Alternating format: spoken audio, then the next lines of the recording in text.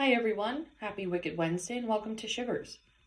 Many of us are fans of stand-up comedy or even your traditional comedy movies, but did you know that many comedians believe the veil between genres is thinnest between comedy and horror? Horror is like comedy, both are subjective and risky. Horror is the outlawed genre of cinema, and horror films entertain us and provoke us. They put society under a microscope, making us question what we fear and why we fear it. Whereas comedy does the same, but makes fun of society and all of its issues in an attempt to soften the fear and push through it. Horror movies are distorted mirrors and show us the sides of ourselves that we may not want to confront. These movies can help us love ourselves more by being vulnerable enough to dig deep and figure out who we really are. Comedy movies make us feel the same, understanding what makes us laugh and what makes us tick, but offer the opposite self-analysis by working off of the mentality, if it's funny, then it can't hurt me, so I want to continue to laugh and not confront these issues. If you can couple the two together, however, we can work through our traumas and our personal beliefs and come out the other side laughing with relief, filled with the joys of accomplishment. Simply look at people leaving Halloween haunted houses. They're all laughing and smiling, having faced their fears, and coming out the other end victorious. Take Pennywise, for example. The root of the story of It is a clown that terrorizes children and feeds off of their fear. He can only be defeated when children no longer fear him. And at the end of It, too, the children make fun of Pennywise, degrading him, bullying him, stealing his power, and using their comedic jokes to make him disappear. Clowns in general serve as the mascot of horror comedy, being a childhood jokester turned adult fear. The clown genre is really interesting and I could go on for hours about it, but it's just one example of how closely fear and comedy are tied. A quote from Eli Roth says that horror is a big tent with room for a circus full of attractions. Getting into this idea of dark comedy and black comedy, though, these are films, plays, or other works that deal with tragic or distressing subject matter in a humorous way. Many of these films have themes of satire that aim to make a point about societal issues such as racism, class systems, politics, etc. Including emotion in horror movies gives them the element of humanity and humility, which makes them that much more believable and relatable. And horror is typically the only genre where you can pull off a not-so-happy ending. All of these themes can also be seen in dark comedy or black comedy horror movies. To mention a couple of movies, we'll start with one of the newer films, The Menu from 2022. This is a perfect example of a dark comedy horror movie. We follow a group of people to a remote island where a chef and his staff have curated an evening of over-the-top foods for the group to experience. After finding out that one of the attendees is not part of the rich community, things go a bit unexpected, and we find that the chef has decided that tonight will be the grand finale, tired of serving ungrateful and egotistical wealthy people. The film is riddled with satire and pokes fun at the upper class, also making fun of the cooking industry and how people will just simply adhere to someone who's giving them rules, but makes a really great point that's clouded under the air of ridiculousness. It's certainly worth a watch to watch something that is creative, different, and pretty far out there.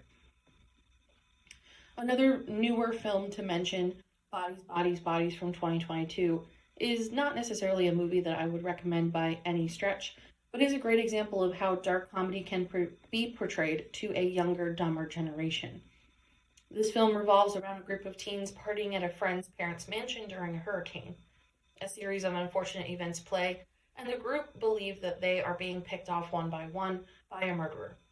At the end of the movie, we find out that everything has been created out of fear, assumptions, and simple stupidity. There's no murderer at all. Everyone either accidentally killed themselves or thought they witnessed something while they were on drugs. This is another movie that makes fun of the upper class and also points out just how easily misinformation can spread, particularly to Gen Zers through social media. The next movie to mention is a movie called The Babysitter, which I absolutely love. Netflix movie from 2017, The Babysitter focuses on a kid named Cole who absolutely adores his babysitter. One weekend while his parents are away, he decides to stay up late so he can finally see what his babysitter and her friends do after he goes to bed. To his surprise, he finds out that his babysitter has a deal with the devil, and she must kill him in order to fulfill her side of the deal. Through a series of outrageous chases with a group of teens and unintentional murders that Cole causes, we end the movie coming face to face with the babysitter, driving a car through his own house in order to kill her.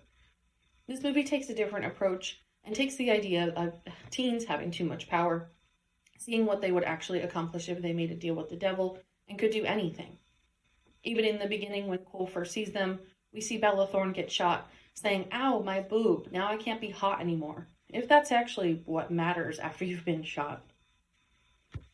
The last movie to mention today is a movie called The Hunt. This is another movie that I absolutely cannot recommend highly enough. The Hunt from 2020 focuses on a group of rich people kidnapping 12 individuals and hunting them for sport.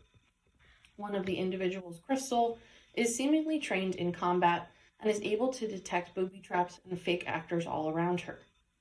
After many gory kills and escaped captures, Crystal comes face to face with the creator of this hunt, with this woman explaining that the hunt, or Manor Gate, was previously an annual tradition for this woman and her friends, but was leaked by a group of 12 conspiracy theorists, the 12 people captured on this hunt, which caused each of the original attendees to lose their jobs and essentially ruin their lives.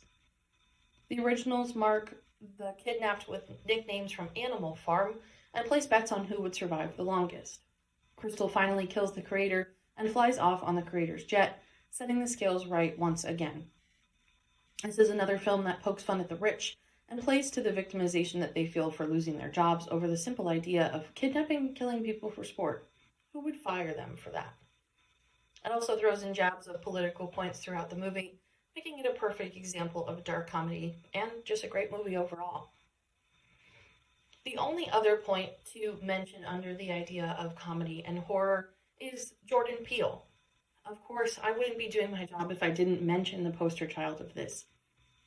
Jordan Peele is one of the first people to make the overt ties between horror and comedy, and says that's why he can so easily bounce back and forth between both genres. Both of them make you focus on your emotions and learn more about yourself, and if you can combine the two genres together, then you're set to create a masterpiece. That is all for our point on dark comedy and black comedy today. Thank you for listening to today's Wicked Wednesday. Be sure to watch a dark comedy movie next time you're feeling like learning about yourself or wanting to create an interesting group discussion. For those of you interested in keeping the conversation going, be sure to join the Shivers Meetup page so you too can be part of all things spooky.